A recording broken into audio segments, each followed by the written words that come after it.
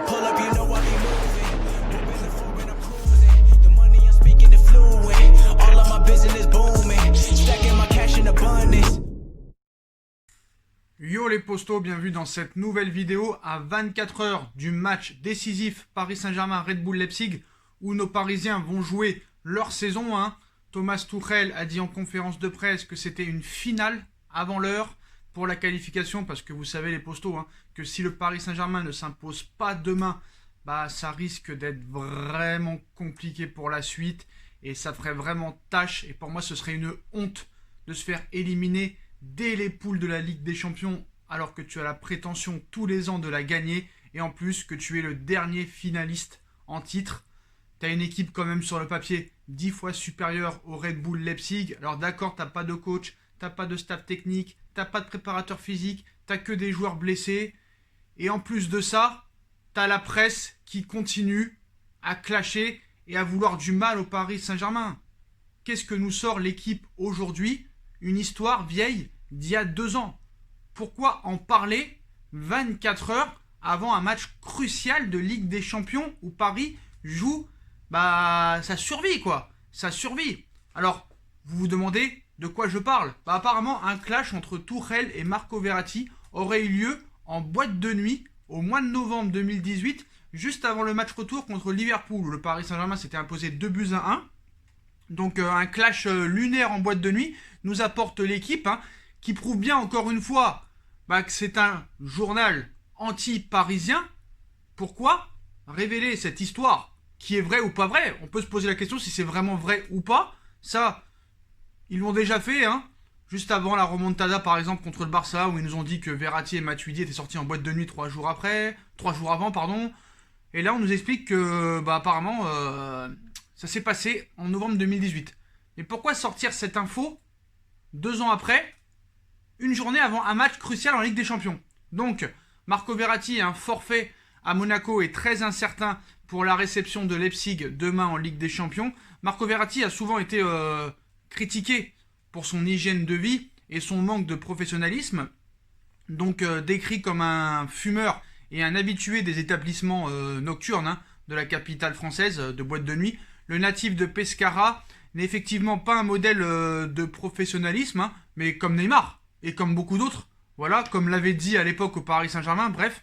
Donc d'après les échos rapportés par le journal L'Équipe ce lundi, à la veille du très important match contre Leipzig comme par hasard, le quotidien sportif se penche sur le cas Marco Verratti et certaines anecdotes croustillantes sont dévoilées dans les moindres détails. Damien Degord se fait notamment l'écho d'une scène absolument lunaire en boîte de nuit entre Marco Verratti et Thomas Tuchel en novembre 2018, à 4 jours d'un choc en Ligue des Champions entre le Paris Saint-Germain et Liverpool. La scène se déroule dans un établissement nocturne du 8e arrondissement de Paris. Les deux hommes se croisent et Thomas Tuchel est passablement agacé lorsqu'il constate la présence de Marco Verratti dans cette boîte de nuit. Mais j'ai envie de répondre à Damien Degord, qu'est-ce que Thomas Tuchel lui aussi faisait en boîte de nuit ? Alors, est-ce qu'il y a été pour sortir et pour se détendre un petit peu, ou vraiment on lui a envoyé un message comme quoi Marco Verratti est en boîte de nuit, il va voir ? Je ne sais pas. Donc il a été passablement agacé lorsqu'il constate que Verratti est dans ses boîtes de nuit, qu'il avait fait sortir en cours de match afin de ne pas trop le solliciter avant ce grand rendez-vous européen. Donc il cite, ce n'est pas sérieux, apparemment c'est Tuchel, ce n'est pas sérieux Marco, je te remplace pour te reposer parce qu'il y a Liverpool mercredi, fait savoir l'Allemand à son milieu de terrain, lequel réplique fortement, agacé. Donc Marco Verratti lui répond, oh ça va, j'allais partir, mais toi non plus, ce n'est pas sérieux. Qu'est-ce que tu fais là ? Tu es le coach, tu dois montrer l'exemple. Donc si cette scène s'est bien déroulée comme elle est décryptée par le média sportif, j'en doute réellement, nul doute que cela fera sourire beaucoup de monde, mais un rire jaune, un rire très nerveux et très énervé, donc surtout sur de nombreux supporters et observateurs du Paris Saint-Germain, et cela ne manquera pas, encore une fois, de s'interroger sur l'attitude du milieu de terrain italien, alors que Marco Verratti continue à être plombé par les blessures, comme c'est le cas depuis le début de son aventure parisienne. Alors lui, il a toujours été blessé, que ce soit avec Ancelotti, Laurent Blanc, Unai Emery, Tuchel, lui ça a toujours été le cas. Bref, donc Moi déjà, je pense que c'est du fake. Pourquoi? Parce que d'où Damien Degord a entendu la discussion. Ça peut être un pote à Marco Verratti ou à Tuchel qui est venu donner l'info. Mais quoi qu'il en soit, on n'est pas surpris sur la présence de Marco Verratti en boîte de nuit, tout ça. Mais qu'est-ce que faisait Tuchel déjà dans cette boîte de nuit lui aussi? À moins qu'il ait été appelé par quelqu'un.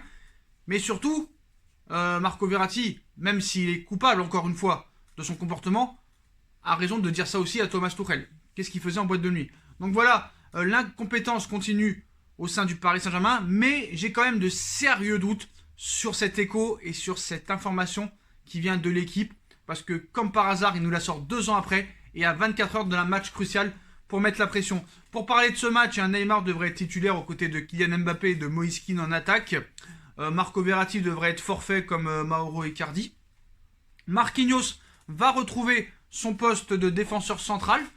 Danilo devrait être présent au milieu de terrain, donc voilà. On voit que maintenant le mec, il a une certaine pression, qui commence à avoir peur. Mais moi, quand j'écoute la conférence de presse de Marquinhos et de Tuchel, bah j'ai un petit peu peur, parce que quand Marquinhos te dit « on a encore faim », comment ça, on a encore?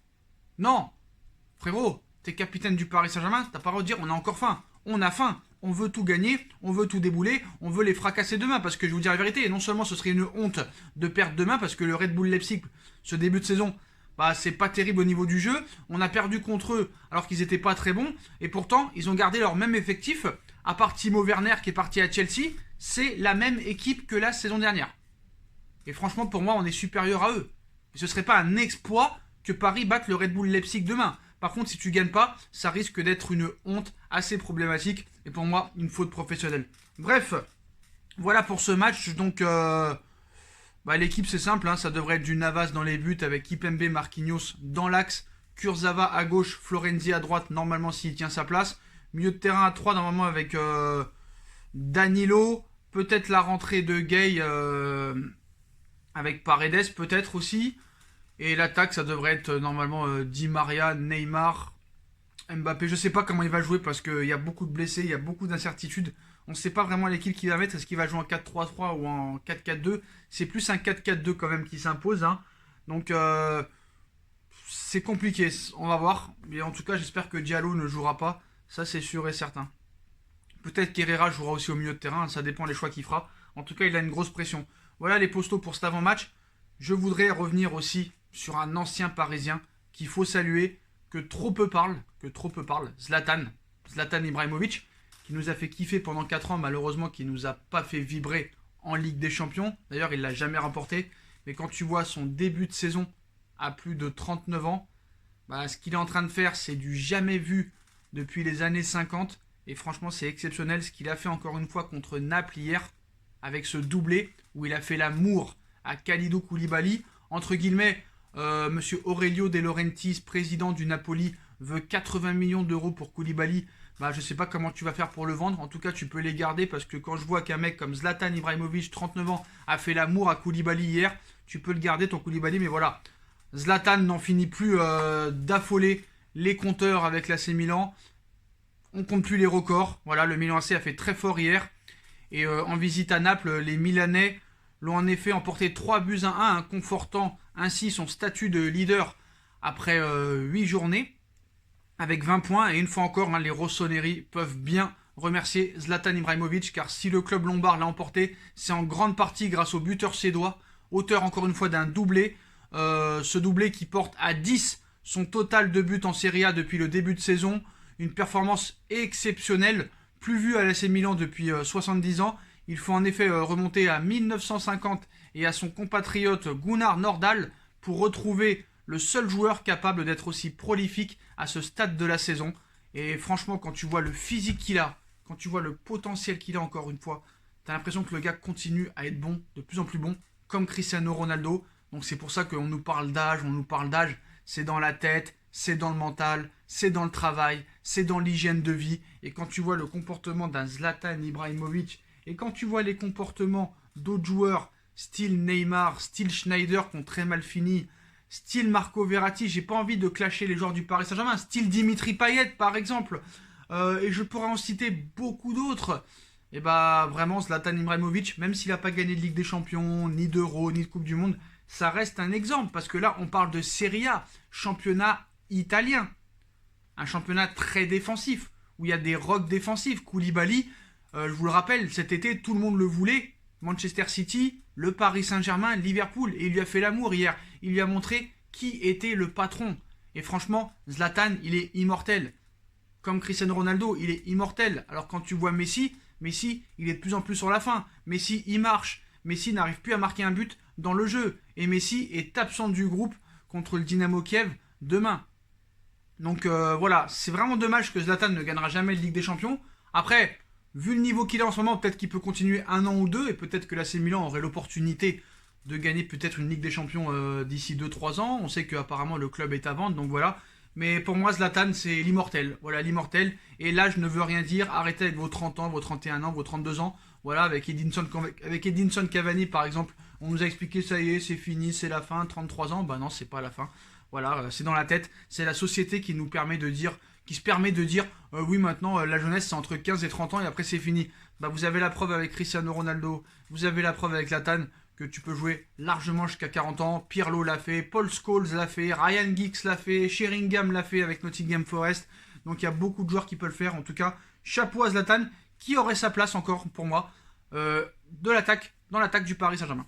Voilà les postos, donc dites-moi en commentaire ce que vous pensez de l'information de l'équipe et ce clash Tourelle-Marco Verratti en boîte de nuit comme par hasard 24 heures avant le match contre Leipzig et la performance et ce début de saison de Zlatan Ibrahimovic avec l'AC Milan, déjà 10 buts en Serie A. D'ailleurs, Zlatan sera forfait face à Lille en Europa League. Voilà les postos, on like, on partage, on commente, on s'abonne, on active la petite cloche pour être tenu au courant des vidéos qui vont sortir. On me rejoint sur mes différents réseaux sociaux.